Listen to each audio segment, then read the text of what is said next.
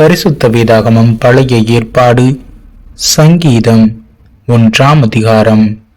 துன்மார்க்கருடைய ஆலோசனையில் நடவாமலும் பாவிகளுடைய வழியில் நில்லாமலும் பரியாசக்காரர் உட்காரும் இடத்தில் உட்காராமலும் கர்த்தருடைய வேதத்தில் பிரியமாயிருந்து இரவும் பகலும் அவருடைய வேதத்தில் தியானமாயிருக்கிற மனுஷன் பாக்கியவான்.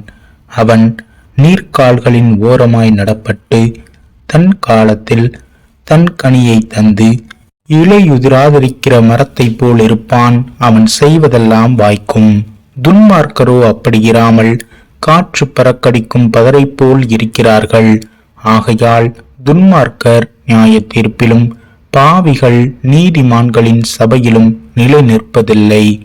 கர்த்தர் நீதிமான்களின் வழியை அறிந்திருக்கிறார், துன்மார்க்கரின் வழியோ அழியும்.